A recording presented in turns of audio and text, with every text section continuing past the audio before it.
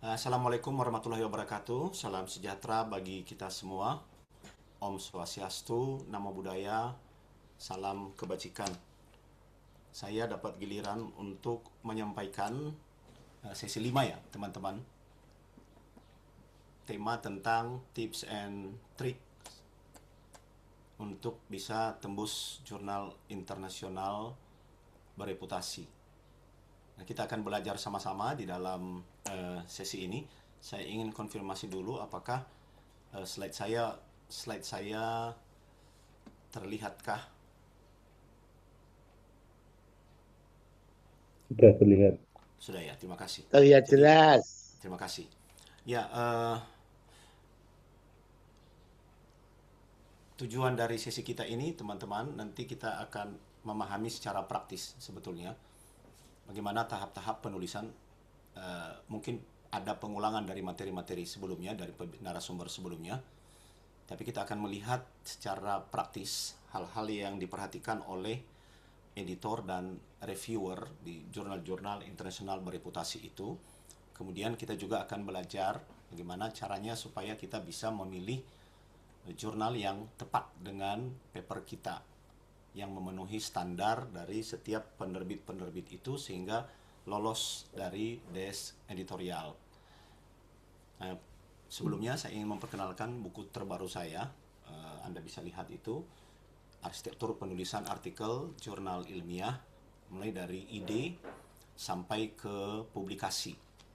Nanti bisa dicatat nomornya untuk pemesanan langsung buku ini, khusus untuk bulan puasa ini, untuk pemesanan di Pulau Jawa bebas ongkos kirim.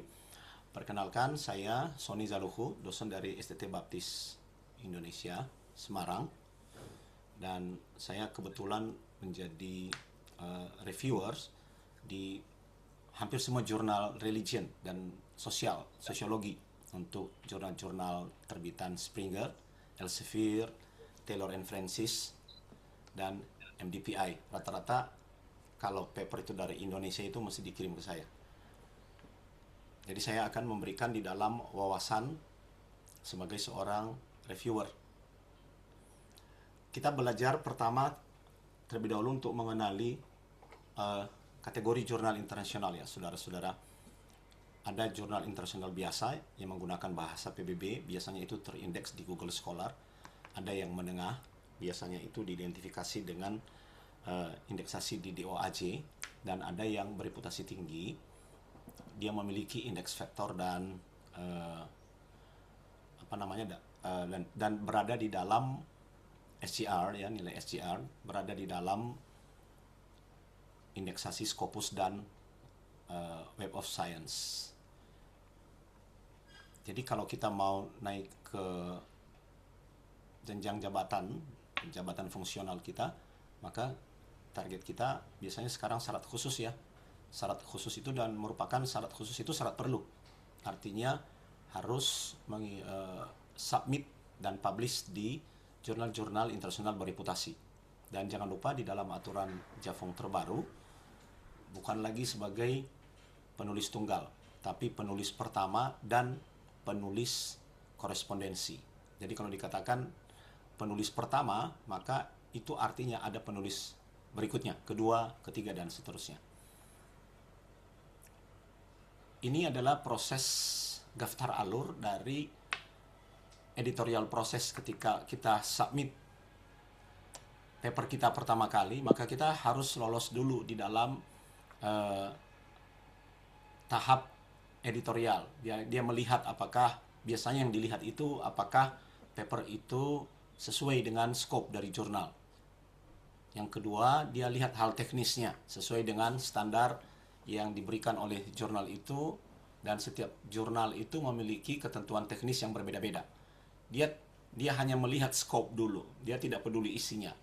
Baru setelah itu lolos dari desk editorial, dia akan arahkan paper itu kepada reviewer untuk direview. Jadi kita sebenarnya bersyukur ya kalau paper kita itu sudah lolos desk editorial dan sudah direview, maka paper itu memiliki peluang yang besar untuk dipublikasi. Dari review nanti akan bolak-balik kepada desk editorial, dikirim kepada penulis, diperbaiki, sampai akhirnya paper itu bisa dinyatakan accepted ya. Baru masuk di dalam proses penerbitan, persiapan, terbit, setting, desain, template, sampai akhirnya publish. Nah, di dalam tanda warna merah ini kita bisa melihat bahwa paper itu bisa di-reject oleh editorial di tahap awal, juga bisa reject ketika para reviewer itu merasa bahwa naskah itu memiliki kualitas akademik yang lemah atau tidak bisa dipertanggungjawabkan. Ini alurnya supaya kita bisa paham. Targetnya adalah kita harus lolos dulu dari proses editorial. Dan tentu kalau kita sudah menargetkan sebuah jurnal tertentu, kita harus mempersiapkan jurnal paper itu sehingga sesuai dan mengena terhadap reviewernya. Sehingga dia hanya akan memberikan catatan-catatan perbaikan kecil, saudara-saudara. Sekarang yang menjadi pertanyaannya adalah bagaimana caranya agar kita lolos dari editor dan reviewer. Itu yang akan kita pelajari secara teknis di dalam sesi ngabuburit kita pada siang hari ini. Yang pertama, saudara-saudara, adalah fondasi arsitektur naskah. Jadi setiap jurnal itu memiliki arsitektur naskah yang berbeda-beda. Pada umumnya kita sudah mengenal struktur, mungkin sudah disampaikan oleh pembicara-pembicara narasumber sebelumnya, introduction, methods, imret, dan seterusnya. Dan beberapa jurnal itu ada yang tanpa methods, ada bahkan yang menggabung metode itu pada bagian introduction. Jadi kita harus memperhatikan itu benar, saudara-saudara. Tapi paling tidak ada alur berpikir di dalam strukturnya. Alur berpikir dalam strukturnya itu dimulai dengan pendahuluan, dan di dalam pendahuluan itu ada research gap, dan ada pernyataan problem statement. Kemudian dilanjutkan dengan metode, apakah metodenya include di dalam bagian introduction atau merupakan bagian terpisah, itu harus kita perhatikan. Kemudian dilanjutkan dengan bagian result and discussion. Kalau paper-paper kita itu merupakan hasil dari penelitian empiris, studi empiris, misalnya laboratorium atau pengumpulan data, maka kita sampaikan dulu resultnya, kemudian baru kita diskusikan. Setelah itu, bagian terakhir adalah konklusi. Alur ini harus jelas. Jadi ketika kita menembak sebuah jurnal target, maka selain kita memahami alur arsitektur naskah, kita juga harus melakukan pengecekan. Cara terbaik untuk melihat arsitektur naskah di sebuah jurnal target adalah melihat publikasi terbarunya. Dari sana nanti kita bisa tahu apa yang menjadi gaya terakhir dari publikasi jurnal tersebut. Jadi bukan hanya sekedar cari di Simago lalu submit. Tidak, kita harus melihat publikasi terakhir mereka.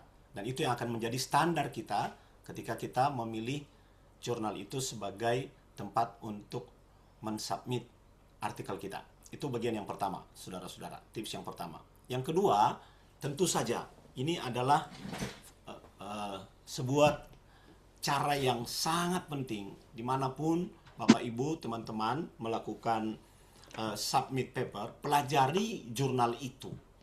Jangan asal mendengar ada rekomendasi teman, oh ini jurnal bagus, ini cocok untuk ilmu sosiologi misalnya, atau untuk humaniora, maka kita langsung submit, main submit. Tidak, kita harus buka dulu websitenya. Kita pelajari mengapa kita memilih jurnal itu, dan untuk mencari jawaban mengapa paper kita tepat untuk diterbitkan di jurnal itu. Sehingga peluang publikasi kita itu nanti jauh lebih besar. Saat kita mempelajari jurnal target, maka tentu kita akan melihat format seperti apa yang dikehendaki oleh jurnal itu untuk setiap paper yang masuk.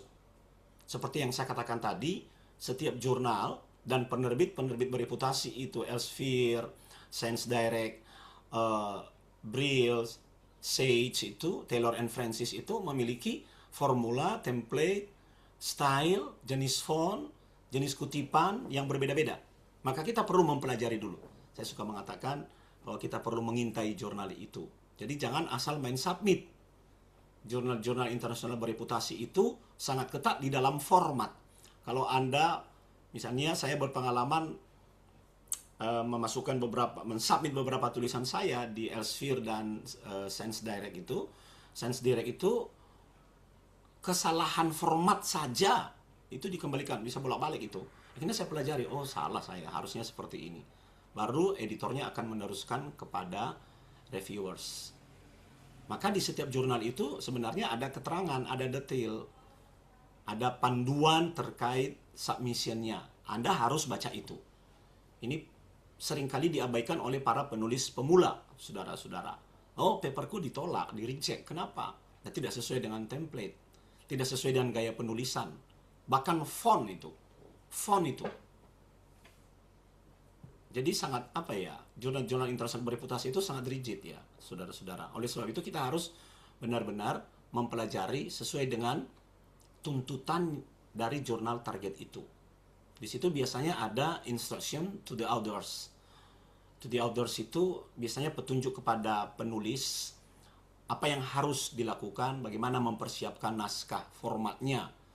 Dan yang jauh lebih penting, saudara-saudara, pastikan bahwa paper penelitian Anda itu memiliki kesesuaian ruang lingkup dengan jurnal target, scope-nya. Jangan misalnya kita submit jurnal sosial dan dengan tema scope sosial, ya, Sociology of Religion misalnya, kita submit di jurnal pendidikan, itu tidak sesuai dengan scope-nya. Biasanya setiap jurnal itu di webnya memiliki penjelasan mengenai aims and scope, sehingga kita bisa tahu karakteristik paper apa yang dibutuhkan oleh jurnal tersebut. Ini bagian yang kedua, yang bagian teknis ya. Saya ulangi, bagian yang pertama, pastikan bahwa paper Anda itu memiliki arsitektur naskah yang disepakati dalam konvensi dunia akademik internasional. Aspek yang kedua adalah pastikan bahwa paper Anda itu tepat, sesuai dengan jurnal target yang sudah Anda pilih untuk menerbitkan hasil penelitian Anda. Yang ketiga, saudara-saudara, saya menyebutnya sebagai konstruksi substansi. Dan ini bicara tentang rancangan substansi dari paper kita. Biasanya ada istilah itu ONS ya, originality, novelty, dan significance.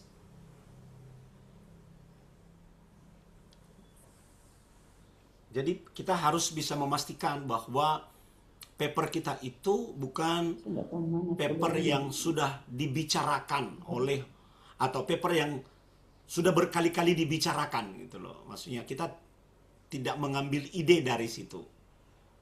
Jadi idenya justru ide murni. Bukan pengulangan dari apa yang sudah dihasilkan oleh orang lain. Buat apa? Tidak ada kebaruannya itu. Makanya originality itu disebut dengan ide murni kita. Nah, paper-paper jurnal internasional itu sangat senang dengan sifat originality dari sebuah naskah. Misalnya Anda mengangkat konteks budaya atau filosofi atau konteks masyarakat setempat yang memiliki kajian yang bisa berdampak internasional. Nah, mereka senang dengan paper-paper itu. Jangan lupa ya, saudara-saudara, bahwa jurnal itu pada dasarnya butuh paper. Itu intinya. Maka kita harus bisa memastikan untuk menjawab kebutuhannya. Yang kedua, novelty. Ada hal baru yang ditemukan. Bukan bersifat abstrak, tapi dapat membuat pembaca mengalami yang namanya lompatan pemikiran, bukan hal-hal yang bersifat normatif. Terutama ini kalau kita submit paper-paper ide keagamaan, saudara. Hindari jebakan normatif itu di dalam setiap kesimpulan saudara. Lalu signifikansinya, dia memiliki sumbangan terhadap keilmuan atau disiplin ilmu tertentu atau pada kepentingan masyarakat akademik, atau juga bisa signifikan terhadap kepentingan masyarakat luas. Jadi prinsip ONS itu terapkan di dalam substansi. Kebanyakan paper-paper kita itu banyak yang mengulang ide orang lain, saudara-saudara. Cuma dipoleh sana sini, ya, itu kans penerimaannya lebih kecil dibanding kita mengusulkan paper dengan ide baru yang benar-benar belum pernah terpikirkan sebelumnya. Tips yang lain di dalam konstruksi substansi ini adalah kita harus memperhatikan kepentingan internasional. Ini dia, saudara. Dan ini jujur saja, ini susah-susah gampang. Kadang kita mengangkat tema lokal, dia relevan dengan kepentingan audiens internasional. Baik idenya, topiknya. Tapi kadang juga ada tema-tema lokal itu yang memang benar-benar tidak relevan. Ini memang susah-susah gampang. Jadi cara terbaik bagi saya, misalnya kalau saya mensubmit sebuah paper berangkat dari sebuah nilai budaya tertentu, saya mencari payung keilmuannya yang lebih besar. Sehingga orang-orang di barat itu tertarik dengan, atau pembaca internasional itu tertarik dengan kajian tersebut. Jadi kita bisa membuat ide lokal dengan target pembaca internasional melalui payung resources, misalnya payung teori, sehingga kepentingan internasional terwakili di situ. Jangan benar-benar hanya membahas ide lokal, diskusi lokal, rujukannya rujukan lokal. Nggak ada kepentingannya, langsung ditolak itu, langsung di-reject itu. Lalu topik, ya. Tips yang lain di dalam konstruksi substansi ini adalah strategi topik, saudara-saudara. Kita perlu belajar. Cara terbaik untuk menyusun topik, atau bisa juga termasuk dalam topik ini adalah judul, adalah kita mempelajari judul-judul yang terbit di jurnal target. Biasanya itu editor melihat judulnya dulu, baru kemudian dia membaca abstraknya. Kalau dia tertarik, dia langsung senang itu. Dia teruskan. Dia cek teknisnya, baru dia teruskan kepada reviewers. Jadi topik ini butuh strategi bagi para kita, penulis-penulis dari Indonesia. Kita belajar, misalnya di jurnal Taylor and Francis ini, kalau untuk bidang ilmu humaniora, dia senang mengait-ngaitkannya dengan lokus. Ya sudah, kita harus membuat paper kita terkait dengan lokus. Misalnya studi kasus di Indonesia, atau studi kasus di suku, misalnya suku Dayak. Itu. Jadi ada lokusnya.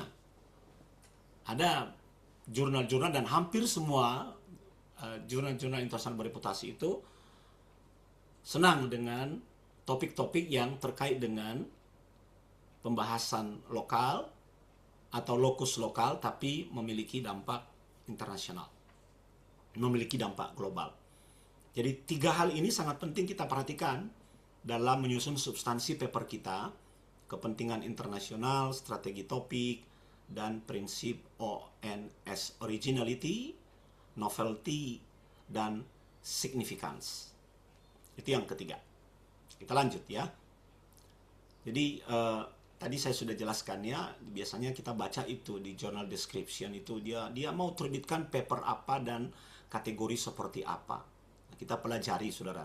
Ada juga penjelasan mengenai focus and scope dari jurnal-jurnal itu. Itu bagian yang kedua tadi, salah menempatkan slide. Lanjut kepada bagian yang keempat, saudara. Karena paper jurnal ilmiah ini adalah hasil penelitian yang rigid, maka yang namanya metode itu adalah penjelasan yang sangat penting, yang dibutuhkan.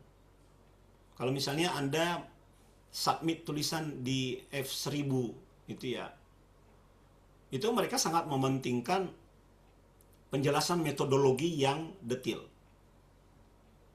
Tahun lalu saya menerbitkan tulisan di Science Direct itu, mereka, dan saya menggunakan pendekatan systematic literature review, mereka benar-benar menerapkan. Ada sekitar 2 atau 3 kali paper saya itu kembali hanya untuk memperbaiki metodologi atau bagian metode. Karena seperti kita paham, metode ini harus bisa menjadi sesuatu yang dapat diulang oleh peneliti lain untuk topik yang berbeda. Jadi dia lihat, misalnya kita ingin membuat kue, ibu-ibu itu biasanya memiliki sebuah kertas resep. Jadi pertama, misalnya campurkan tepung dengan 5 butir telur ayam. Kita tidak boleh ngomong campurkan telur dengan kita tidak boleh ngomong campurkan tepung dengan telur ayam. Tidak boleh. Yang dikehendaki di dalam metodologi adalah campurkan 500 gram tepung terigu, sebutkan itu tepung apa, karena tepung itu ada banyak, dengan 5 butir kuning telur. Paham ya? Sampai di sini ya, saudara-saudara. Jadi sifat penjelasan metodologi itu harus sangat praktis.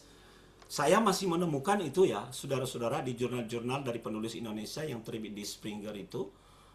Mereka memberikan definisi metodologi. Tidak perlu, karena ini bukan tesis atau disertasi. Langsung saja. Metodologi atau metode penelitian, langkah-langkah Anda, 1, 2, 3-nya itu harus disebut dengan jelas, clear, sehingga bisa direplikasi oleh peneliti lain, saudara-saudara. Nah, bagaimana merancangnya? Pertama, kita harus membuat desain studi yang jelas. Kalau kita tidak memiliki desain studi yang jelas, nanti editornya atau reviewernya bingung. Ini gimana Anda membuat pertanyaan penelitian seperti ini, tiba-tiba langsung masuk diskusi, tapi bagaimana menjawab di dalam diskusi itu, Anda tidak menjelaskannya di dalam bagian metode. Jangan lupa metode itu adalah hub, a bridge antara introduction ke result and discussion. Jadi posisinya sangat penting, dia menghubungkan antara apa yang ingin kita teliti dengan bagaimana cara kita menjawabnya. Maka di dalam desain studi itu langkah-langkah analisis itu harus sangat jelas. Makin jelas makin baik, saudara-saudara. Tips yang kedua di dalam penguatan metodologi adalah dalam penulisan metode. Kadang-kadang kan kita copy paste dari metode orang, nggak boleh. Kita langsung buat saja, rumuskan metode dengan kalimat deskriptif praktis yang selengkap-lengkapnya, sejelas-jelasnya, tapi sesingkat-singkatnya. Pengalaman saya menulis Science Direct itu 3 kali itu dikembalikan metode. Karena saya berpikir sebagai ilmuwan sosial, maka saya persingkat metodenya menjadi 2 paragraf. Dia bilang tidak, kamu harus bagi ini karena ini SLR. Jadi orang kalau mau buat SLR berikutnya, maka dia bisa mengerti dan mengerjakannya dengan mengikuti metodemu. Akhirnya saya buat panjang itu, saudara-saudara. Tujuannya apa? Lengkap dan jelas. Desain penelitian lain adalah bisa dijelaskan dalam bagian metode, kerangka teori apa yang Anda gunakan. Berikan pertanggungjawaban. Karena nanti kalau Anda menggunakan sebuah desain teori tertentu, Anda harus memberikan legitimasi dulu. Kenapa Anda menggunakan itu dan Anda tidak menggunakan yang lain? Kita bisa melibatkan AI ya, teman-teman. Bapak, Ibu, saudara-saudara, dalam metodologi dan di dalam menyusun teori. Tapi pastikan bahwa ketika Anda melibatkan AI, dia adalah asistennya. Dan jangan lupa selalu melakukan pengecekan terhadap apa yang telah dihasilkan oleh AI. Karena di dalam AI itu ada yang namanya citation hallucination. Jadi halu. Dia asal ngutip saja. Dia asal ngutip, asal mengusulkan teori. Kita harus ngecek. Apakah teori ini benar-benar ada? Buku itu benar-benar ada? Paper itu benar-benar ada? Tapi beberapa perkembangan teknologi AI hari-hari ini sudah sangat menolong dan mulai jauh lebih baik ya, saudara-saudara. Oleh sebab itu gunakan alat AI yang tepat dalam menyusun metodologi dan teori. Misalnya ini sekaligus ya metodologi dan teori ya, saudara-saudara. Dalam menyusun teori yang terdiri dari urutan-urutan paragraf, maka pastikan jangan pernah menutup paragraf dengan kutipan. Apakah itu dengan APA style atau Chicago catatan kaki. Jangan tutup paragraf dengan itu. Awali paragraf dengan statementmu, berikan penjelasan terhadap statement itu dengan melakukan pengutipan, melakukan diskusi ide, yang setuju, yang tidak setuju, kutip di situ, lalu kalimat penutupnya adalah sintesis Anda. Sehingga dengan demikian nanti kita menghasilkan alur Tidak bisa berpikir. tolong, tidak bisa main itu kaca itu Tuhan ya. Yesus ya. Sudah. Lepas tangan dulu, aduh. Sehingga kita bisa menghasilkan aliran ide. Jadi dari paragraf itu sudah terbaca. Apakah Anda melibatkan teori-teori yang didiskusikan? Misalnya Anda mengatakan, membuat statement A, lalu mengutip berdasarkan pendapat B, dia menjelaskan A itu seperti ini. Hal itu didukung oleh C. Tetapi ada sedikit pendapat yang berbeda dari D. Namun, pendapat ini begini. Lalu simpulkan. Jadi, desain dari paragraf itu adalah your statement. Baru Anda membuat di batang tubuh tengahnya itu adalah explanation-nya saudara. Dan akhiri dengan conclusion atau sintesis. Jadi ini prinsip yang saya jelaskan tadi. Akhiri dengan analisis saudara. Hindari mengakhiri paragraf dengan kutipan, tapi berikan hasilnya, kesimpulan dari analisis atas diskusi teoritik yang Anda lakukan di atasnya. Dan pastikan di dalam setiap paragraf itu tidak ada pengulangan ide. Ini penyakit kita orang Indonesia itu biasanya karena kita cenderung itu mengulang ide. Kalau Anda sudah membicarakan ide itu di paragraf di atas, maka jangan lagi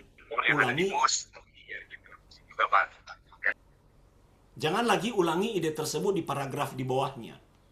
Tapi paragraf di bawahnya adalah lanjutan dari ide paragraf sebelumnya. Ini sering terjadi ya. Saya sebagai reviewer itu sering kali melihat, loh kok ide ini diulang lagi? Kan sudah dibahas di atas. Harus potong itu. Nah, bagaimana dengan pelibatan AI di dalam penguatan metodologi dan teori ini? Tentu saja beberapa jurnal internasional bereputasi itu sudah mulai mengizinkan pemakaian AI secara terbatas. Karena dia sekarang sudah merupakan alat yang dapat menggantikan cara kerja otak manusia. walaupun dalam kapasitas tertentu. Oke, dia tidak sama dengan otak, tapi fungsi dan cara kerja otak dapat diwakili oleh AI. Dan ini kan soal waktu saja kapan kita akan menerimanya menjadi sebuah alat yang 100% di dalam riset kita. Beberapa masih ragu-ragu, beberapa masih abu-abu begitu ya. Beberapa ada yang menggunakannya tapi tidak mengakuinya. Ya, saya pikir dengan memberikan regulasi yang jelas sebetulnya dan merancang sebuah regulasi, maka kita bisa melibatkan AI itu sebagai alat bantu bagi kita dalam merancang diskusi dan membuat teori-teori yang kritis atau mensintesiskan teori-teori yang kritis. Tapi tipsnya adalah seperti apapun, saudara-saudara, secanggih apapun AI yang Anda miliki, platform atau nama AI yang Anda miliki, jangan pernah copy-paste langsung dari hasil AI itu ke dalam batang tubuh paper Anda. Jangan pernah. Ada beberapa jenis AI tertentu yang memberikan penanda bahwa jejak bahwa itu adalah buatan AI. Oleh sebab itu, selalu pastikan Anda mengambil pemikirannya, tulis ulang dengan pemikiran saudara sendiri. Sekali lagi saya mengingatkan kita semua bahwa jurnal-jurnal internasional bereputasi itu sekarang sudah punya alat untuk mengecek apakah itu atau buatan manusia atau buatan mesin, termasuk referensi yang kita usulkan. Jadi mereka klik itu ketahuan itu. Ini referensi yang halu. Langsung merah, tas. Ada nanti centangnya, ada X-nya. Jadi dari jumlah centang dan X-nya akan ketahuan. Oh, ini dibuat oleh AI. Jadikan AI sebagai partner dan bukan sebagai pengambil keputusan final. Jangan lupa, kalau Bapak Ibu melibatkan AI di dalam penulisan itu, dalam level apapun, Anda harus membuat disclaimer di akhir paper. Disclaimer itu ada petunjuknya di setiap jurnal. Misalnya, untuk membantu menganalisis teori di dalam paper ini melibatkan AI dengan apa nama AI-nya, dan berikan pernyataan bahwa keputusan akhir dari AI ini tetap berada di tangan penulis. Jadi harus ada disclaimer ya, saudara-saudara. Kalau saya sih tidak bisa menghindari ini ya, mahasiswa doktoral yang saya bimbing, saya sebagai promotor utama itu, saya justru wajibkan pakai AI. Dan saya ajarin ini cara menggunakan AI secara etis dan bertanggung jawab. Harus di disclaimer. Yang kelima, saudara-saudara, ada beberapa poin saja, lalu kita nanti lanjut dengan diskusi, adalah tahap penyempurnaan naskah dan tahap polesan. Kita harus memastikan bahwa ketika kita menyempurnakan naskah, setiap kalimat yang kita pakai itu harus full of meaning. Kecenderungan kita kalau menggunakan bahasa Indonesia itu kan bertele-tele. Ya, mutar dulu, kita bicara tentang Amerika, kita pergi dulu ke kutub. Nggak usah, langsung ke tentang Amerika, dan Amerika tentang apanya. Jadi, clarity dari ide dan kalimat itu. Saya biasanya menggunakan istilah kohesi dan koherensinya. Cara memilih kata dan cara menempatkan kalimat saling bergayut satu dengan yang lain. Itu adalah sebuah keterampilan yang sebetulnya harus dilatih. Bagaimana caranya saya melatih diri untuk bisa memoles paper saya adalah saya cari seseorang model menulis buat saya. Jadi ketika dia menulis, saya baca, saya cermati dan saya berkata, begini caranya dia mengungkap ide seperti ini. Dia pakai kalimat yang seperti ini. Itu harus kita latih. Ya. Nah, di dalam penyelesaian polesan ada beberapa hal yang harus kita perhatikan supaya cepat tembus. Biasanya editor itu langsung setelah melihat judul abstrak, dia langsung pergi ke kesimpulan. Maka untuk melihat apa yang menjadi temuan baru dari paper ini. Jadi dia melihat, kesimpulannya kuat ini. Ada temuan singkat, padat, dan jelas. Bukan mengulang apa yang sudah dinyatakan di atas. Tapi kita menggunakan kalimat yang kohesi dan koherensinya kuat, saudara-saudara. Yang kedua, tipsnya yang lain dalam penyelesaian itu, beberapa kali ini jebakan untuk mahasiswa-mahasiswa yang baru ya, mungkin karena kurang literasi, langsung menggunakan Google Translate. Tidak ya. Ada banyak aplikasi untuk menerjemahkan paper-paper itu, misalnya Anda bisa menggunakan Grammarly atau bisa menggunakan DeepL atau banyak yang lain. Jangan menggunakan Google Translate yang menerjemahkan word by word. Kalau perlu, gunakan jatah proofreader profesional. Ya. AI sekarang juga bisa menggantikan fungsi proofreader. Ya, saudara-saudara, ada beberapa jenis AI itu, cloud itu bagus itu untuk bisa menjalankan fungsi proofreader. Tapi perhatikan ya, saudara-saudara, dari awal Anda sudah harus, ketika Anda, poin kedua tadi, mengintai jurnal target, Anda harus melihat jenis bahasa Inggris apa yang dimiliki oleh jurnal itu. Apakah bahasa Inggris Amerika, tipe Barat Amerika, atau tipe Barat British. Jadi disetting dulu ya, saudara-saudara. Makanya saya selalu katakan bahwa good writing is rewriting. Jadi Anda harus, ketika Anda menyelesaikan sebuah tulisan, diamkan dulu. Diamkan dulu. Mungkin Anda menulisnya dulu dalam bahasa Indonesia. Lalu baca ulang 2-3 hari kemudian atau 1 minggu kemudian, pasti akan ada perbaikan kata dan kalimat. Dan tulis ulang itu. Semakin Anda menulis ulang, maka semakin baik tulisan itu. Tapi jangan kejar tayang. Saya sebagai editor di sebuah jurnal Sinta itu suka di WA itu, Pak, mau submit untuk syarat lulus bulan depan. Saya cek tulisannya amburadul itu, saya langsung recheck itu, saudara-saudara. Dalam penyelesaian dan polesan itu, lihat lagi judulnya. Nah, ketika kita melihat judul kita, Jangan judul yang terlalu umum, yang tidak spesifik. Semakin spesifik semakin baik, tapi juga harus mencerminkan kepentingan audiens internasional. Maka tadi saya katakan, kita harus mempelajari judul-judul dari paper yang sudah terbit di jurnal target itu. Sehingga kita bisa memiliki kualitas praktis. Oh, yang seperti ini. Oh, ternyata harus ada nama, harus ada lokus, harus ada masalahnya. Juga di dalam cara kita menyajikan abstrak, saudara-saudara. Dalam cara kita menyajikan abstrak itu adalah summary dari hasil penelitian kita yang mencakup apa masalahnya, bagaimana kita menyelesaikannya, apa temuannya, apa kesimpulannya. Kalau perlu ada beberapa yang juga meminta apa keterbatasan dan rekomendasi untuk riset berikutnya.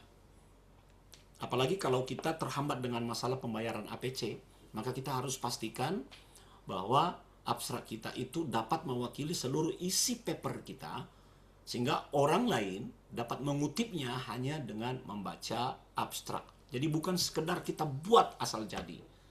Biasanya jurnal-jurnal internasional itu memiliki ketentuan abstrak 250 sampai 300 kata saja dalam bahasa Inggris. Bahkan saya pernah menemukan ada yang hanya 150 kata. Ya gimana caranya kita peras penelitian kita itu sehingga dapat dijelaskan dengan 150 kata. Nah, ini yang seringkali juga dilupakan, bahwa pastikan misalnya Anda ingin menerbitkan di sebuah jurnal milik Taylor and Francis, Social Science and Humanities itu misalnya ya, maka pastikan Anda mengutip satulah tulisan dari situ ya. Lihat yang relevan, bukan asal kutip, pastikan. Karena editor pasti akan membaca dan menemukan itu. Bahkan kadang-kadang saya melihat kalau editornya juga nulis dan itu relevan dengan keilmuannya, tulisan editornya itu saya citasi gitu loh. Saya rujuk. Sehingga dia senang. Seperti apapun itu, editor dan reviewer itu punya unsur subjektif berdasarkan disiplin ilmunya. Jadi itu namanya siasat kutipan. Kutip paling tidak satu paper dari jurnal target atau dari salah satu editornya atau chief editornya. Pastikan tapi dia memiliki disiplin keilmuan yang sama dengan paper saudara. Jurnal-jurnal internasional bereputasi di dalam penyelesaian dan penulisan, seperti saya katakan tadi, sangat mementingkan aspek bahasa. Nah, kita kan bukan native ya, bukan native bahasa Inggris ya, bukan penutur bahasa Inggris. Kita penutur bahasa Indonesia. Gunakan proofreader atau gunakan AI yang cocok untuk melakukan pengecekan bahasa supaya baik. Nah, cek kualitas praktis itu, kalau saya simpulkan begini ya saudara-saudara, judul yang menarik dengan membaca judulnya itu orang senang, wah tertarik dia, wow keren ini. Lalu pakai rujukan-rujukan mutakhir. Jurnal-jurnal internasional bereputasi itu perhatikan benar ya petunjuk ini. Ada yang hanya membatasi sampai 5 tahun terakhir. Tapi ada juga yang membatasi sampai pada 10 tahun terakhir. Jadi di author guidelines itu ada petunjuknya di setiap jurnal target.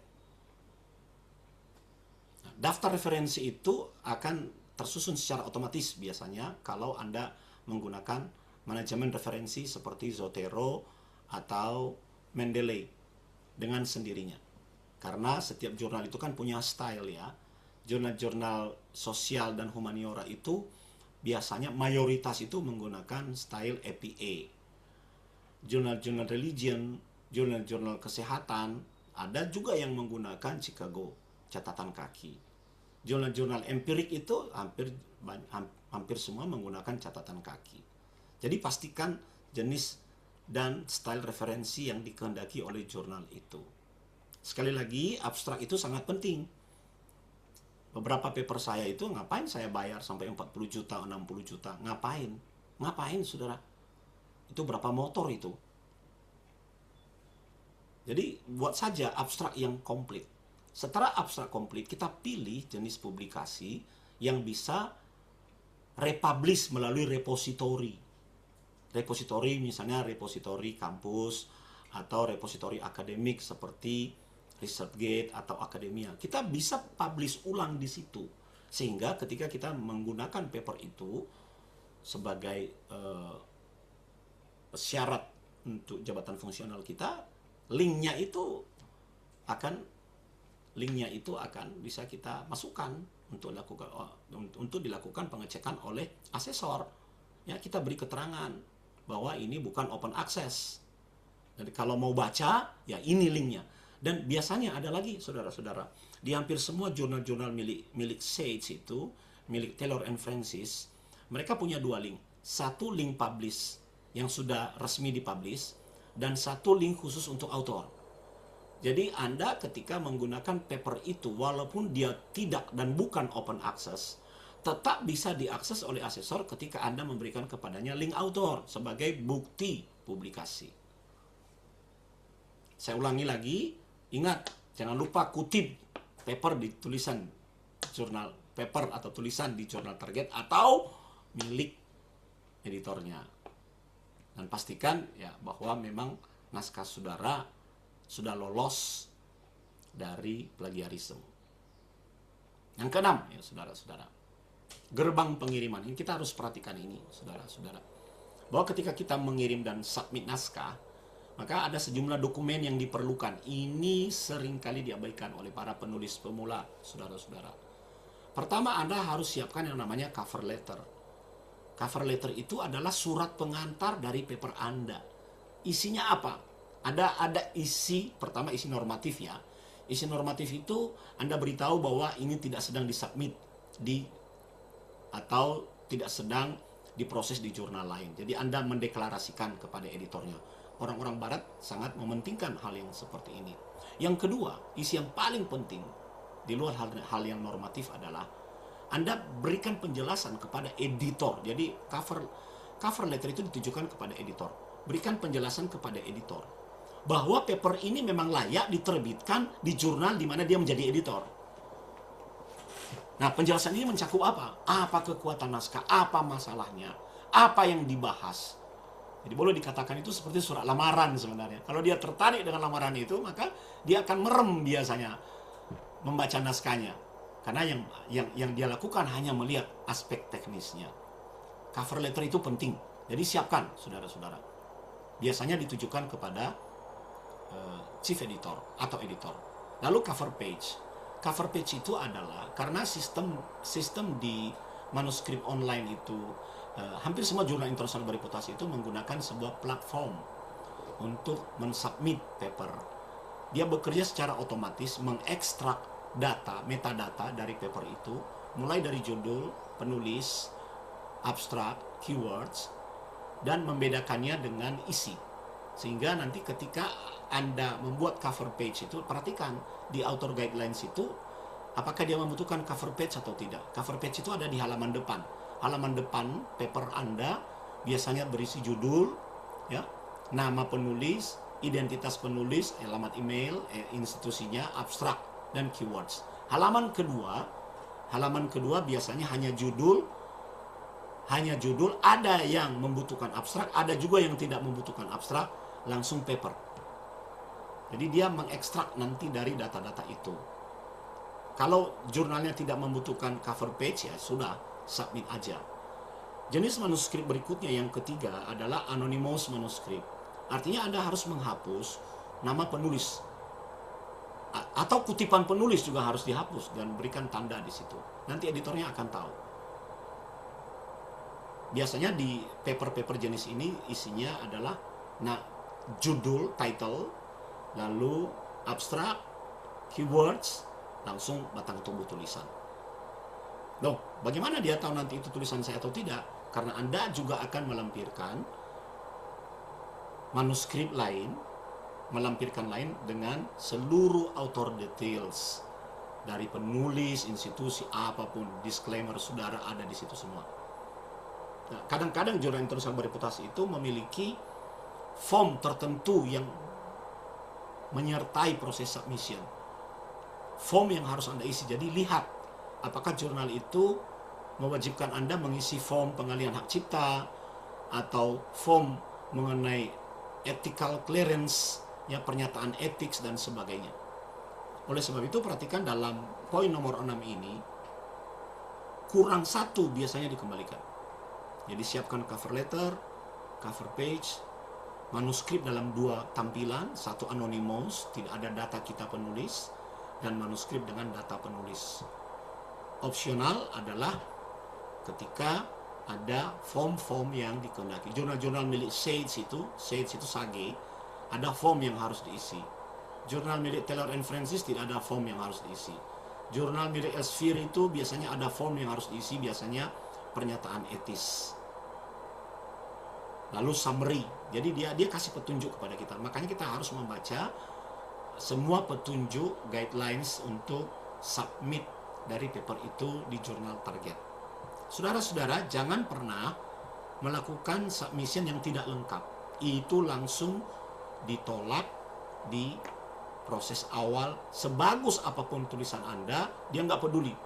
Kalau submisinya tidak lengkap, maka dia akan tolak. Bagian yang terakhir, saudara-saudara, pasca review. Jadi kita harus bersyukur, ya. Jika papermu itu sudah direview itu, sudah 60% itu paper itu diterima. Bahkan ada beberapa jurnal-jurnal milik Elsevier itu atau Science Direct itu memiliki opsi, yaitu accepted by review. Artinya sebenarnya sudah diterima paper itu, tapi masih harus melalui proses review. Maka selesaikanlah, kerjakanlah semua catatan yang diberikan oleh reviewer itu sebagai sebuah umpan balik untuk memperbaiki naskah Anda. Nah, sejelek-jelek apapun misalnya dia mengomentari paper Anda, tetap bagian pertama Anda wajib mengucapkan terima kasih kepada reviewers yang sudah mereview paper kami ini. Kami mengucapkan terima kasih atas setiap pendapat, masukan, dan koreksi atas naskah kami. Dan berikut ini adalah tanggapan kami, perubahan yang kami lakukan berdasarkan apa yang ditulis oleh reviewers. Bagian yang pertama, jangan hanya merubah paper Anda di dalam naskah dengan memperlihatkan atau mencentang tracking change itu di Microsoft Word, itu perubahan yang Anda lakukan. Tidak hanya itu. Jadi siapkan dulu point to point auto response. Reviewer 1 komentarnya apa, berikan tanggapan Anda dan atau perubahan yang Anda lakukan di naskah. Nomor 2, tanggapannya apa lagi, berikan hasil perbaikannya. Nah, hasil perbaikan ini nanti di copy paste ke dalam naskah dengan tracking change, sehingga kelihatan atau Anda tandailah dengan highlight warna kuning bahwa itu bagian yang sudah Anda rubah sesuai dengan catatan reviewers. Baru setelah Anda selesai dengan point to point, lalu melakukan perubahan di dalam naskah dengan track atau dengan highlight, maka hasilkan naskah ketiga, yaitu namanya biasanya dalam istilah jurnal itu clean copy. Jadi semua catatan, kalau kita bekerja dengan highlight warna kuning, kan naskahnya jadi banyak warnanya gitu loh. Atau dengan tracking change itu ada warna merah, ada huruf yang digaris, jadi kacau bacanya. Nah, kita bersihkan itu semua, dia menjadi file yang siap setelah hasil perbaikan. Jadi paling tidak di dalam kelengkapan revisi itu ada dokumen point to point auto response, ada dokumen dengan perubahan di mana hasil perubahannya terlihat dan terbaca baik oleh editor maupun oleh reviewers. Lalu ada naskah yang sudah bersih dari semua catatan perubahan yang kita buat, yang kita sebut dengan clean copy. Sekali lagi, berikan jawaban, ucapkan terima kasih, jawaban yang etis terhadap pekerjaan reviewers. Jangan emosi ya terhadap catatan mereka sekeras apapun. Nah Pak, gimana kalau catatan reviewers itu tidak sesuai dengan maksud saya? Boleh, Anda berhak sebagai penulis tidak merubah itu, tapi di point to point Anda menjelaskan catatan reviewers tentang ini tidak saya tanggapi karena reviewer salah memahami misalnya, atau menurut saya begini. nanti final decision itu ada di tangan editor. Jadi tidak harus mengikuti itu, saudara-saudara. Ucapkan terima kasih, berikan respon yang tenang. Menulis bukan sekedar menyampaikan hasil dan gagasan, tapi membangun kontribusi ilmiah untuk memberi dampak. Jadi ingat, menulis bukan untuk lolos ujian ya, saudara-saudara, atau naik jabatan fungsional. Itu saja yang bisa saya sampaikan kepada saudara, tips and trick di acara ngabuburit kita. Dan kita masih ada waktu 25 menit untuk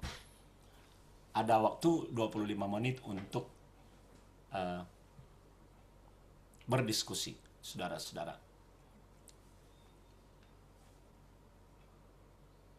Silakan kalau ada pertanyaan.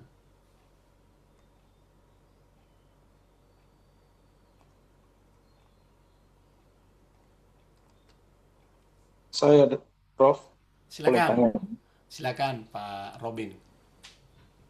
Ya, ini bagaimana cara kita bisa memasukkan artikel di jurnal yang tepat ya, yang bukan predator. Kita sudah cek di Bells List misalnya ya, tetapi ternyata kalau nggak ada sih bisa kita tahu ya kalau nggak ada di situ.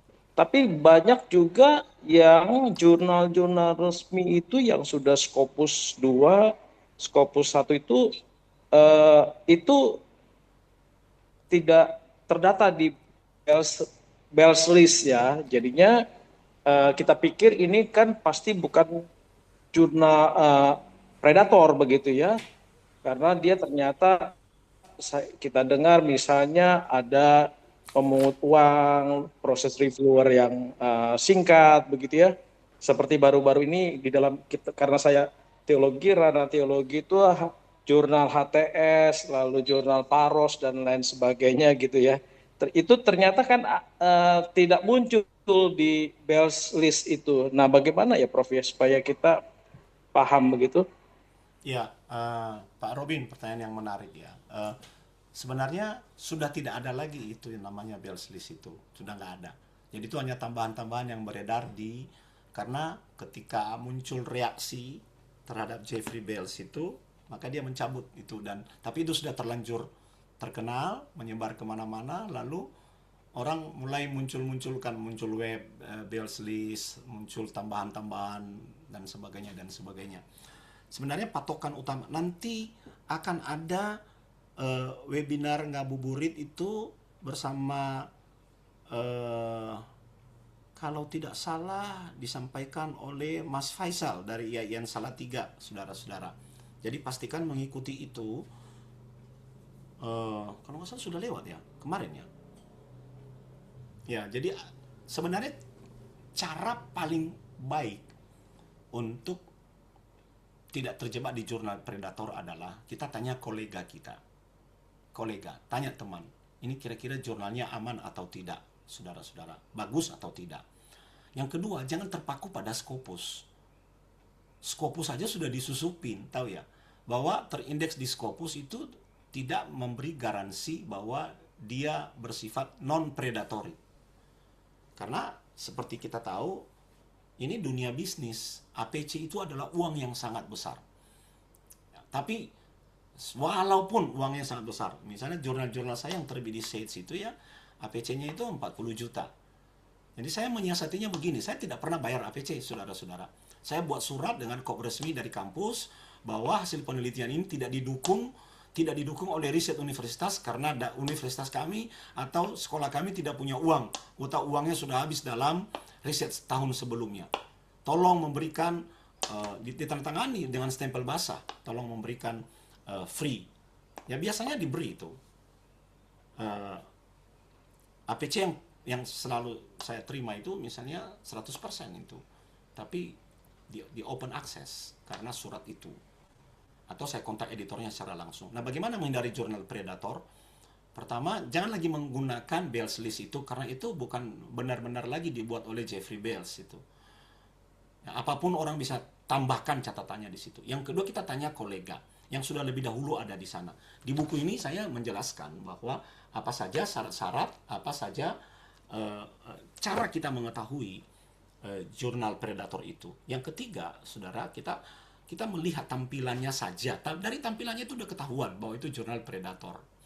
Ya, pernak-perniknya. Jurnal predator itu suka kirim-kirim. Ayo kirim kami naskah, ayo. Dalam 24 jam atau dalam 3 hari atau dalam 1 minggu itu akan publish. Itu hampir semua memiliki ciri yang seperti itu. Karena dia mengesampingkan proses review. Yang penting bagi dia adalah duit masuk. Apalagi kita diiming-imingi, ini adalah terindeks Scopus Q3 misalnya. Makanya tadi saya katakan bahwa terindeks Scopus tidak menjadi jaminan bahwa jurnal itu non-predatory. Tidak menjadi jaminan. Makanya para asesor-asesor itu sekarang tidak hanya melihat dia Scopus atau tidak, meneliti jurnal itu. Melihat mencurigakan atau tidak. Misalnya kalau sebuah hal-hal lain yang biasanya saya lihat itu ya, kalau sebuah jurnal diserbu oleh penulis dari Indonesia, Indonesia semua, dari India, wah itu sudah mencurigakan. Apalagi sekali publish itu ya, sudah 200 paper, wah, atau 60 paper, 100 paper, wah itu sudah mencurigakan itu. Itu sudah cukup, walaupun dia Scopus itu. Ya. Belum lagi kalau kita melakukan tracking terhadap editornya. Nggak bisa dilihat siapa editornya, karena dia suka asal comot-comot.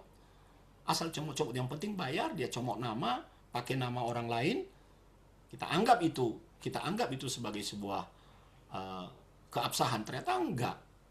Makanya hal yang sangat penting dalam supaya terhindar dari jurnal predatory adalah lebih bagus kita tanya dari orang-orang yang sudah berpengalaman menulis jurnal, Pak, ini kira-kira jurnalnya aman atau tidak. Hampir semua jurnal-jurnal internasional bereputasi itu ya aman ya. Aman, hanya ya APC-nya tadi itu, tapi kita bisa siasati. Kita bisa siasati dengan mengirim surat kepada mereka atau memanfaatkan waiver. Mereka menyediakan fasilitas waiver selama argumen kita itu jelas. Waiver itu harus diberi sebelum paper Anda dinyatakan accepted. Waiver itu dikirim surat itu. Bukan setelah accepted baru kita kirim waiver. Jangan, saudara. Langsung di-reject itu. Harus dikirim sebelumnya. Demikian jawaban saya, Pak. Pokoknya lihat sajalah. Mana yang apabila submit cepat, wah, bayar, banyak penulis Indonesia di situ, ya, tampilannya itu aneh-aneh itu, tidak seperti jurnal lainnya, sudah jangan kesana lah. Banyak kok jurnal-jurnal. Bagaimana cara mencari jurnal yang baik itu ya? Mencari jurnal yang baik kita bisa mencari melalui journal finders. Sage itu punya journal finders. Wiley itu sudah punya journal finders. Elsevier punya journal finders. Dan mereka akan merekomendasikan jurnal mereka. Gitu. Begitu Pak Robin. Baik, makasih. Silakan lagi teman-teman jika ada yang mau bertanya.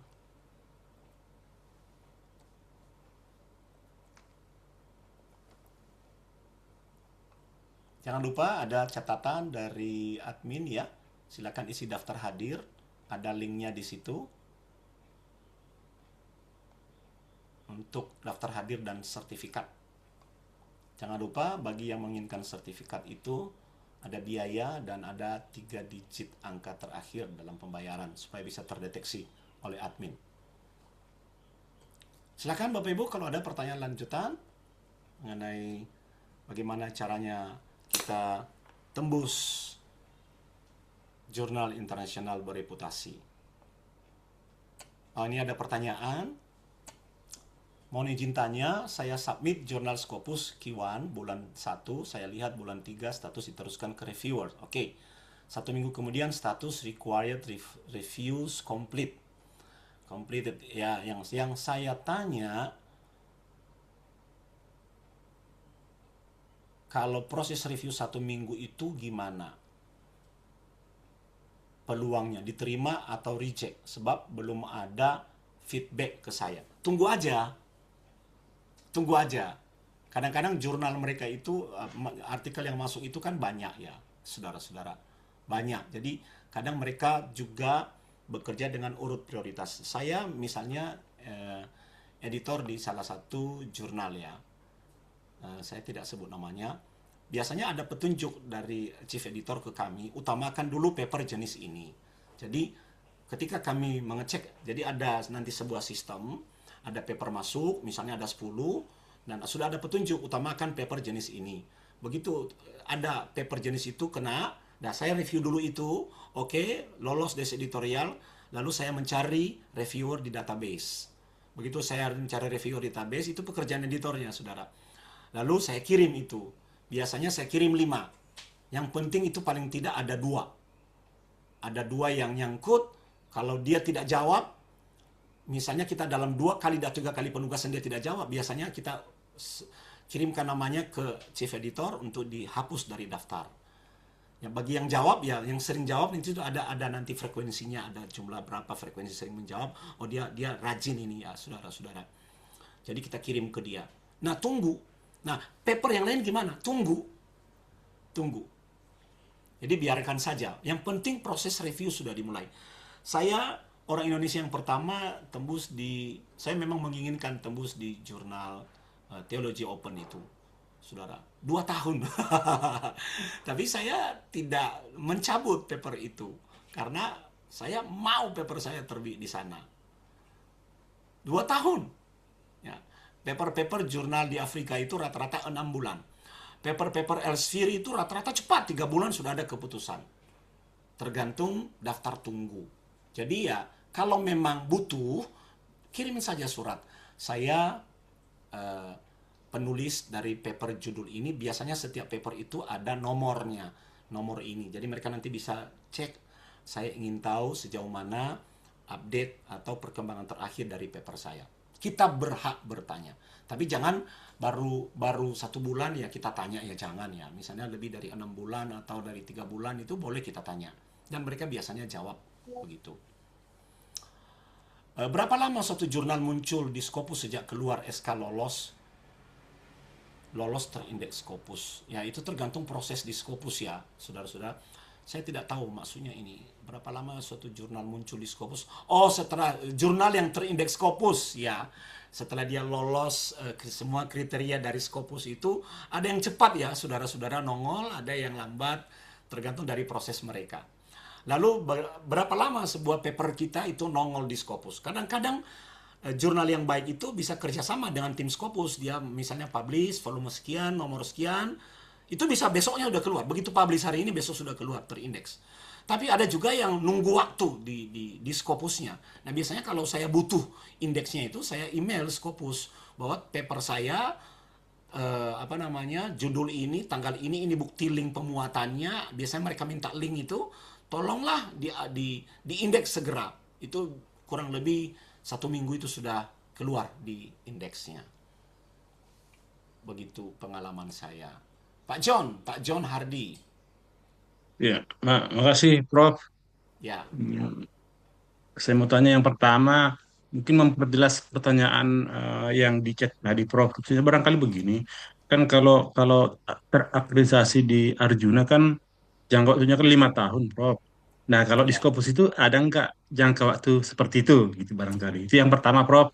Dan yang Oh, kedua, hmm, misalnya paper kita sudah publis di jurnal yang terindeks Scopus, tiba-tiba kata tadi itu tidak eh, tidak kontinu, jadi tidak terindeks lagi, mungkin karena tadi tergolong jurnal yang predator yang tadi barangkali. Nah, karena mungkin kita nilai paper itu bagus gitu, Prof. Bisa nggak kita tarik itu supaya kita submit lagi di jurnal terindeks yang lain, yang subjek yang lain, yang memang kira-kira begitulah. Nah, karena mungkin kita rasa itu bagus, tapi sayang kok udah tidak terindeks gitu, Prof ya. Itu yang kedua. Satu lagi, Prof. Kalau sekarang gimana? Kalau misalnya nanti dulu Pak, saya lupa oh, tadi oke, Pak. baik, baik, Prof. Dua itu. Terima kasih. Dulu ya, nanti Oke, habis itu terima tanya kasih, lagi ya. Prof. Ya. Ya, saya jawab. Jadi masa Scopus itu ada rentang waktu sebuah jurnal itu terindeks di Scopus. Lalu mereka akan dievaluasi lagi, saudara-saudara. Makanya setiap sekali 3 bulan, sekali 6 bulan Scopus itu mengeluarkan daftar jurnal-jurnal yang continue dan atau daftar jurnal-jurnal yang discontinue di dalam Scopus, di dalam listnya. Itu. Makanya kita harus memperhatikan apakah jurnal itu masih berada di dalam rentang terindeks atau tidak. Kalau kita gunakan itu sebagai cara untuk syarat untuk jabatan fungsional, maka di dalam aturan normatif tertulis selama dinilai masih terindeks, walaupun tahun depannya dia sudah discontinue, itu tidak mempengaruhi. Jadi kita harus pastikan. Ya kadang-kadang jurnal-jurnal itu nakal ya, saudara-saudara. Misalnya dia terindeks itu dari 2021 sampai 2025. Tapi dia masih pasang status terindeks Scopus tahun 2026. Padahal belum. Atau dia hanya terindeks dari tahun 2000, misalnya tahun 2020 misalnya sampai 2021 contohnya. Tapi di tahun 2000 dia masih memasang logo Scopus itu. Sebenarnya nggak boleh ya, sudah, sehingga nipu orang. Nah, sampai 2024 misalnya. Lalu kita submit kan, oh masih Scopus, ternyata enggak. Ternyata tidak. Nah, itu discontinue. Nah, bagaimana dengan paper-paper yang sudah terlanjur publish di situ? Ya, kita tidak boleh melanggar etika ya, Pak John. Artinya kalau sudah publish ya sudah. Karena jejak digital itu tidak akan bisa dihapus. Itu kan yang tetap terbit di situ, tetap nongol di situ, nggak bisa diambil lagi. Nggak bisa kita ambil, lalu kita nanti double submission. Karena nanti kalau kita submit lagi, di sana kan ada pengecekan plagiarism. Dia ngecek, oh ternyata 100%. Dia cek, oh ternyata sudah pernah publish. Malah nanti kita bisa di blacklist sama jurnal itu. Jadi ya sudah, resiko. Biarkan saja di situ. Begitu Pak John. Silakan pertanyaan yang ketiga. Baik, Prof. Walaupun tadi kita ajukan, katakanlah Prof ya, surat resmi withdrawal seperti itu, tetap juga tidak bisa Prof ya? Nggak Tidak boleh boleh. lagi. Jadi kita tidak boleh menggunakan tulisan yang sama, apapun alasannya, untuk kita terbitkan di jurnal lain. Tidak boleh. Karena itu melanggar etika. Makanya Misalnya gini, Prof. Misalnya editornya kan menyetujui dia tarik ya, di delete dari ya OJS-nya di retract artikel itu kita itu, misalnya, diturunkan, di take ah, down ya, di take memungkinkan down tidak misalnya. seperti itu, Prof? Ya? Tidak mungkin, Tetap Prof. ada jejaknya Pak, pasti ketahuan. Pasti Pasti. ketahuan. Tetap ada jejaknya. Dalam segala sesuatu dalam dunia digital itu ada jejaknya. Ketahuan bahwa itu adalah paper yang pernah terbit, kemudian direproduksi. Baik, Prof. Cukup, Prof. Itu saja, Prof. Terima kasih. Oke, siap Pak John. Next.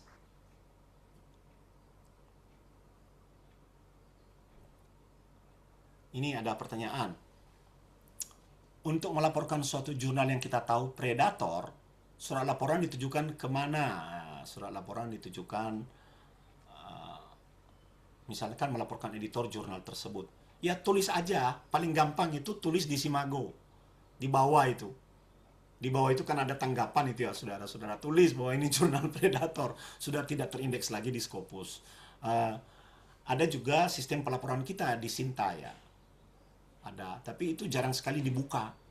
Nggak tahu siapa operatornya, jarang dibuka. Email-email yang masuk ke sana itu jarang dibuka. Ya, laporkan saja. Menurut saya, ya, laporkan saja di Facebook atau di IG itu, sehingga orang bisa membacanya dan mereka akan berhati-hati.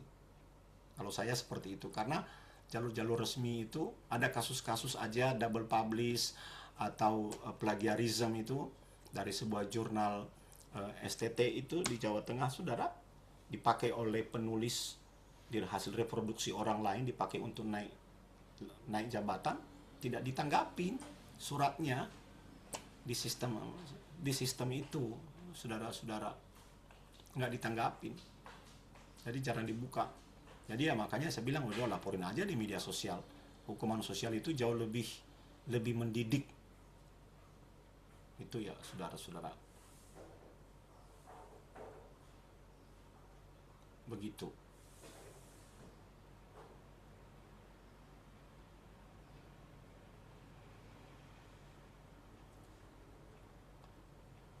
Yang paling penting sebenarnya ya sudahlah, kita jangan jangan, harus berhati-hati. Itu gunanya kan kita ikut webinar-webinar seperti ini untuk meliterasi diri kita sendiri supaya kita tidak terjebak dan kita kenali. Jurnal predator itu paling gampang dikenali. Lihat saja penulisnya, lihat saja jumlahnya. Lihat saja jumlahnya. Kadang-kadang mereka menipu masih terindeks. Ada Scopus. Klik itu. Klik tombol Scopus itu. Dia mengarahkan nggak ke link Scopus untuk indeks jurnalnya. Kadang-kadang hanya gambar aja, image saja. Itu. Itu yang harus kita hati-hati, harus kita cek and check. Silakan. Gini Prof, Ya. gini Prof. Silakan. Nah, eh, kan kita ini penulis-penulis pemula kan Prof. Nah, biasanya itu di email itu ada banyak yang eh, meminta kita untuk mengirimkan naskah. Nah, kebetulan kan kayak kami kan nggak pernah, saya sendiri ya namanya pemula. Terus ada teman kan salah satu di luar itu namanya Iman juga. Terus saya sering tanya, bro ini siapa sih yang ngirim-ngirim begini? Terus katanya itu nggak usah direspon, itu biasanya mereka minta-minta itu mengirim email dengan meminta artikel dengan batas submission seperti ini, tanggal sekian, prosesnya sekian dan biaya sekian. Terus katanya nggak usah diikuti. Terus kemarin saya ikut juga pelatihan ini yang ada kemarin di sini juga di PJT ini, katanya ada banyak yang menjadi korban hampir berapa puluh juta untuk mengirimkan biaya naskah tapi tidak terbit gitu loh. Ya. Nah, sejauh ini kita melihat bahwa ada banyak kayak pemberitaan mengenai ada yang apa sih namanya di sini di buku Prof ini ada yang jurnal bereputasi, ada jurnal yang predator. Masa sih seorang penulis masih mau ke predator itu gitu loh, Prof. Nah, bagaimana mengatasi hal seperti kan kasihan juga mereka kalau mereka jadi korban. Kira-kira begitu, Prof. Apa yang membuat mereka kayak terburu-buru gitu loh? Ya, gini. Ini yang disebut dengan literasi ya, literasi yang minim ya. Ya, dikejar oleh target lulus atau target jafung sehingga gelap mata begitu melihat peluang. Makanya saya katakan jurnal predator itu melihat peluang, dia melihat peluang pasar, ada orang yang butuh. Nah, ada orang-orang yang memang pengelola jurnal predator ini ada orang-orang yang memang menerbitkan, ada juga yang tujuannya untuk nipu. Dan banyak korbannya, banyak sekali korbannya. Nah, biasanya mereka juga suka kirim-kirim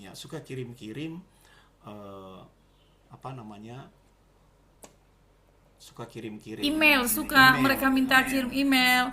Bahkan mereka minta kita menjadi reviewer mereka gitu. Ya, Ada banyak itu. kirim email misalnya hanya evaluasi hanya 1 minggu, terbit itu hanya dalam bulan, setelah submission. Jadi jangan pernah memberikan respon terhadap email-email yang seperti ini. Karena mereka suka mengirim email acak. Dan mereka mendapatkan alamat email kita dari dunia, dari cyber, dunia digital. Mereka ada semacam platform yang mengumpulkan email orang dari Google Scholar, diambil lalu dia kirim email sekaligus, misalnya 1 juta email, mungkin ada 1-2 yang nyangkut. Jadi kita harus meliterasi diri kita sendiri. Baik, Prof. Itu. Karena tuntutan itu tadi kayak cepat naik jabatan, jadi apa saja dikejar. Karena kemarin menurut informasi pembicara kemarin itu katanya ada yang sampai tertipu 60 juta seorang ibu kata beliau. Ceritakan kemarin. Apalagi kalau pakai calo. Oh, pakai calo. Ketahuan itu nanti. Pasti ketahuan. Oke, terima kasih Prof. Ya. Sudah cukup ada di sini banyak. Jadi teman-teman Ada ya? silakan ambil di sini. Banyak Ada di sini. situ petunjuknya. Ya, terima kasih, Man. Sama-sama Prof. Jack, Project. Ya, makasih Pak Prof. Silakan. Terima kasih atas paparan materi sore hari ini, menambah ilmu. Ingin saya tanyakan, bagaimana triknya kita mensitasi jurnal-jurnal yang bereputasi, khususnya kayak di Scopus gitu. Bagaimana sih cara-caranya, Prof? Ya, pertama kita harus cari jurnal itu. Ya, gimana? Biasanya yang saya gunakan program untuk mencari jurnal itu bisa Google Scholar, ya. Sekarang Google Scholar sudah ada AI-nya untuk mencari yang khusus terindeks Scopus, bisa. Lalu kita lihat dan kita klik linknya. Yang kedua saya gunakan Publish or Perish. Ada platform itu, jadi paling cepat itu mencarinya. Atau langsung saya ke situs Elsevier mencari artikel tentang itu. Atau kita juga bisa pakai Google dengan dengan memberikan perintah tertentu. Jadi itu bukan sesuatu yang susah untuk dilakukan.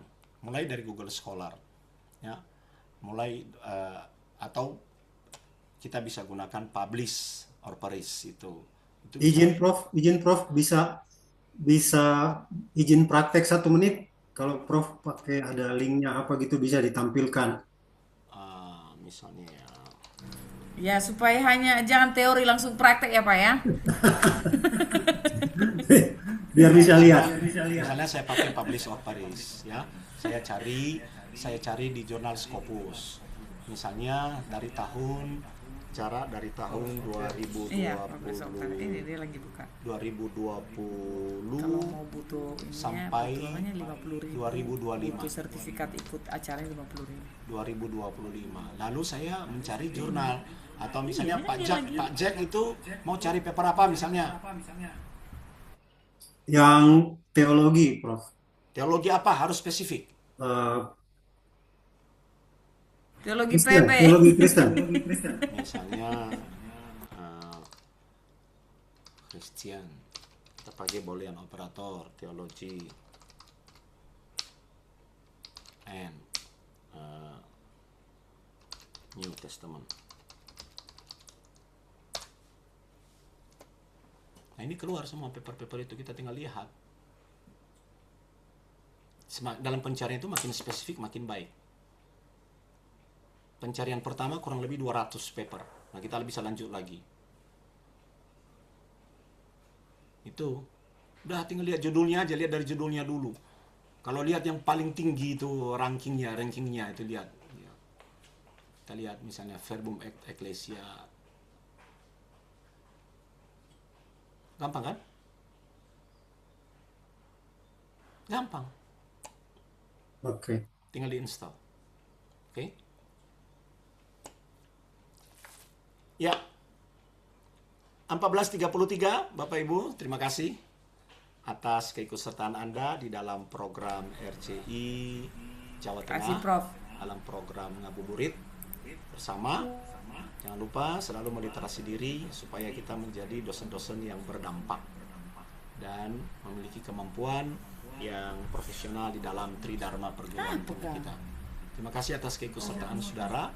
Bolehkah misalnya Pak Maruli juga di sana katanya. Untuk dokumentasi, untuk menyalakan videonya sebentar supaya bisa screenshot. Jangan lupa untuk terus mengikuti program-program dari RJI Jawa Tengah, ya, saudara-saudara. Ya. Satu, udah muncul semua wajahnya. And 1, and 2, and 3. Oke. Terima kasih, teman-teman. Selamat Sama-sama, berpuasa. Prof.